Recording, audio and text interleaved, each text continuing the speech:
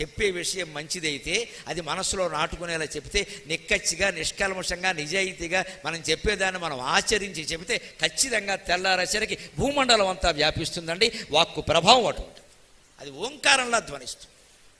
మనం చేయకుండా మనకి సంబంధం లేకుండా జనానికి నచ్చింది అని మాట్లాడితే పిచ్చి ఆలోచనలు అయిపోతాయి. రేపొద్దున మోసం బయటపడిపోతుంది.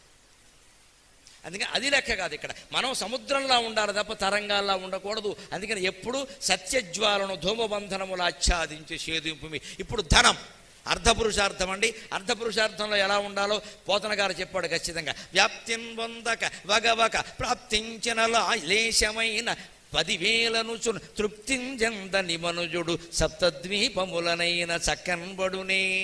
వామన చరిత్రలో చెబుతాడు ఖచ్చితంగా. ఏమయ్యా వామనుడా, భూమికి 3 అడుగులు ఉన్నావు, ఇంత చేస్తే అడగమంటే చేతకాదేమిటయ్యా, నాలాంటి బలిచక్రవర్తిని పెద్దవాడిని పట్టుకుని కనీసం కాస్త పెద్దదేదైనా అడగకుండా 3 అడుగులు అంటావేమిటయ్యా, ఏం చేసుకుంటావయ్యా 3 అడుగులు? ఆ 3 అడుగులు కూడా ఎక్కడ అడిగావు? కనీసం శంషాబాద్ ఎయిర్పోర్ట్లో అడుగున్నా, అమరావతి దారిలో అడుగున్నా కాస్త ఖరీదైంది ఉండేది. గజం ₹1,00,000 అక్కడ, అడుగు ₹1,00,000 అడగబోయావంటే పాపం వామనుడు అన్నాడు, నాకు అవన్నీ వద్దండి, మనిషి ఆశాపరుడు కాకూడదు, మీరు ఇచ్చే 3 అడుగులు చాలు. ఎందుకంటే మనిషి ఎలా ఉండాలి అంటే వ్యాప్తింజందక, వ్యాప్తి కోరుకోవద్దండి పని కట్టుకుని. ఇవాళ మొత్తం వ్యాపారాలు దెబ్బతినడానికి ఈ వ్యాప్తే కారణం. ఒక విద్యా సంస్థ పెడతాడు, ఒక్క చోటతో ఆగలేదండి, మొత్తం ఆంధ్రదేశం అంతా ఇవాళ 2 విద్యా సంస్థలే పరిపాలిస్తుంది. 2, మళ్ళీ 3వది కూడా లేదు. మేమే మేమే మేమే మేమే ఏమిటిది? మొత్తం విద్యా సంస్థలు నాశనమైనవి, విద్యా వ్యవస్థ నాశనమైంది. పోనీ వీళ్ళు ఏమైనా బాగు చేశారంటే ఏం లేదు. ఈ కాలేజీలో చదువుకున్న వాళ్ళు చాలామంది ఆత్మహత్యలు చేసుకుంటున్నారు. అక్కడే ఆ హాస్టల్లోనే సీలింగ్ ఫ్యానాయ విద్మహే చున్నీ కంఠాయ ధీమకి తన్నో చావు ప్రచోదయాతు అయిపోయిందంతే. ఆత్మహత్య చేసుకున్నవాడు ఫోటో పేపర్లో వేయండి, ర్యాంక్ రాగానే వేసేస్తాడు.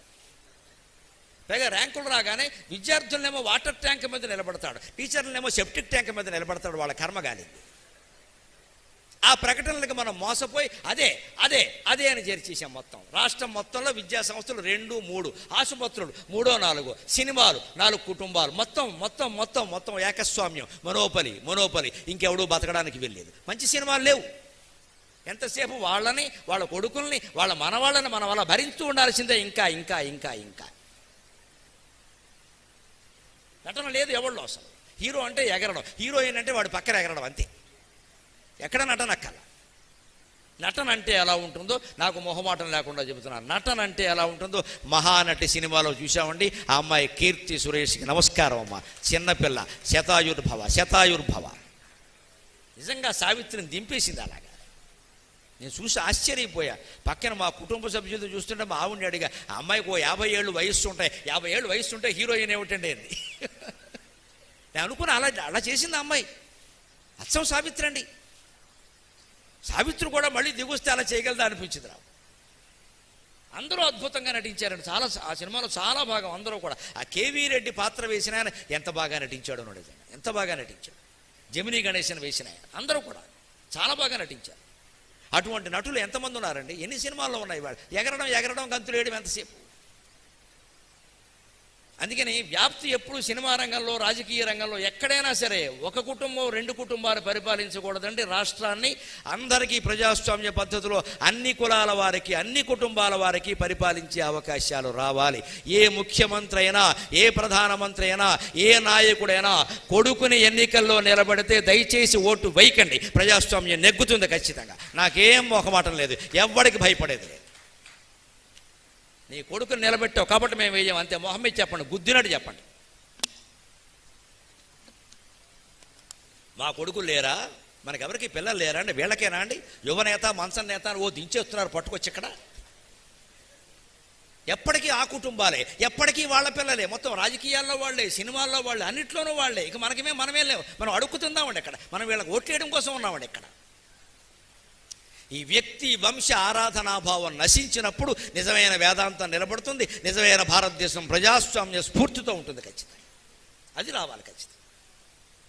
ఈ మాటల వల్ల నాకు ఎన్ని ఇబ్బందులు వస్తాయో నాకు తెలుసు. కానీ కనకదుర్గాదేవి మొత్తం చూసుకుంటుంది, అనుమానం ఏంలా. నాకు ఆవిడ పరమ రక్షణ నాకు తెలుసు. నేను ధైర్యంగానే మాట్లాడతాను.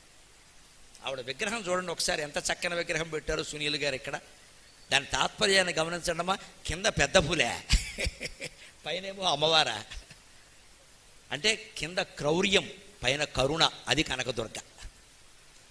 కింద క్రౌర్యం పైన కరుణ. కరుణామయమైన హృదయంతో నువ్వు ఉంటే క్రౌర్యాన్ని తొక్కి పైన కూర్చోగలవు, అది కరుణ గొప్పతనం ఖచ్చితంగా. అందుకే నాకు ఇందాక దాన్ని చూడగానే ఆశువుగా పొంగింది పద్యం. ఇది చూశాక చెబుదామని ఆగా అమ్మవారిని దండం పెట్టుకుంటే నేను కవిని కదా, అవధారణ కదా, పద్యం రాకపోతే నేనేమంటే ఇక్కడ కనుము చిత్రమదియే, కనుము చిత్రమదియే, కనుము చిత్రమదియే, గాండ్రించు పులి మీద కరుణ కాలి మీద కాలు మోపే.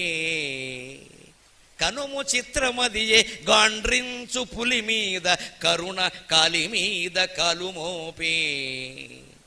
కరుణ చూచనేని కనకదుర్గాదేవి, కరుణ చూచనేని కనకదుర్గాదేవి, విశ్వమెల్లా నీకు విజయవాటి. కనుము చిత్రమదియే, గాండ్రించు పులి మీద కరుణ కాలి మీద కాలు మోపే. కరుణ చూచనేని కనకదుర్గాదేవి, విశ్వమెల్లా నీకు విజయవాటి. ఒక్క విజయవాడ ఏమిటండి, విశ్వమంతా విజయవాడే కనకదుర్గాదేవి దరుణ, విజయదుర్గాదేవి కరుణ మాకుంటే. ఆ అమ్మవారిని నమ్ముకుని ధైర్యంగా జీవించాలి, ధైర్యంగా మాట్లాడాలి, ధైర్యంగానే అన్ని పనులు చేయాలి. వాడేమనుకుంటాడు, వీడేమనుకుంటాడు అనుకునేవాడు రేపు ఉన్నాడమ్మా. మనం అన్న మాటలన్నీ శాశ్వతంగా ఉంటాయి ఖచ్చితంగా. వాక్కు శాశ్వతం, మనిషి అశాశ్వతం. ఈ మాటలు మిగిలిపోతాయి ఖచ్చితంగా. చరిత్ర చరిత్ర చరిత్ర. నా ప్రాణం పోయినా సరే గరికపాటి నరసింహరావు గారు బతుకుంటే ఇలా మాట్లాడేవాడండి నేను ఖచ్చితంగా. మీరు చెబుతారమ్మా, నాకు అది శతాయుష్షు, నేను బ్రహ్మలోకంలో ఉంటా, మా అమ్మ దగ్గర ఉంటా, నేను బ్రహ్మలోకంలో ఉంటా, నాకేం భయం లేదు. నాకెవరిచ్చే పదవులు నాకు అక్కల్లా, ఎవరికి నేను భయపడే సమస్య లేదు. ఈ క్షణం సిద్ధంగా ఉన్నాం, భగవంతుడు తీసుకెళ్ళిపోతాయి. సత్యం సత్యం సత్యం. సత్యం కోసం మమ్మల్ని ప్రవచనం చెప్పమన్నారు కానీ వాడిని వీడిని కాకాలు పడ్డానికి కాదండి ప్రవచనం. అందుకని వ్యాప్తి వ్యాప్తి వ్యాప్తి. ప్రతి రంగంలో ఈ వ్యాప్తి వ్యాధిలా వ్యాపించిందండి. నేనే ఉండాలి, నేనే ఉండాలి, ఇంకెవడు ఉండద్దు, ఇంకెవడు ఉండద్దు. దానికి మొత్తం బమ్మెరపోతన భాగవతం ఉంది. వ్యాప్తించెందక వగవక ప్రాప్తించిన లేశమైన 10,000. ఎందుకయ్యా వ్యాప్తి వ్యాధిలాగా వ్యాపిస్తున్నావు? నీ ఊళ్ళో నువ్వు ఉండి వ్యాపారం చేసుకోలేవా? ప్రతి చోట మీ కిరాణం కొట్టే ఉండాలా? ప్రతి చోట మీ విద్యాలయమే ఉండాలా? ఎందుకు శాఖలు పెడుతున్నారు? ఎందుకు బ్రాంచులు బ్రాంచులు బ్రాంచులు బ్రాంచులు పెంచుతున్నారు? ఒక్క బ్రాంచ్ పెట్టి చూసుకోలేరండి? వాళ్ళ పిల్లలకి అది సరిపోదండి? ఇంకెక్కడైనా పక్క ఊరు వాళ్ళు వచ్చి ఏమండి మీ స్కూల్లో చాలా బాగుందండి, మీరు మా ఊళ్ళో స్కూల్ పెట్టండి అంటే ఆ ఊళ్ళో నిరుద్యోగుల్ని ప్రోత్సహించి పెట్టించండి. ఎంత మానవత్వం నిలబడుతుందో, ఎంత మానవత్వం నిలబడుతుందో. మనం వెళ్ళి అక్కడ పెట్టేయడం అండి. మొత్తం 4 ఊళ్ళు పెరగగానే దున్నేయడం అండి. మొత్తం ఈ సంపాదన సొమ్మంతా పట్టుకెళ్ళి రాజకీయాల్లో పెట్టేవాడు పట్టుకెళ్ళి. అందుకని అంతిమంగా మనకి పదవులు పీఠాలు అంతే. మొత్తం ఈ సొమ్మంతా అక్కడ పెట్టాం పట్టుకెళ్ళి. ఏమైంది? బతుకు బండలైంది. ఇవాళ బతుకు బండలైంది. చెప్తే బాగుండదు కానీ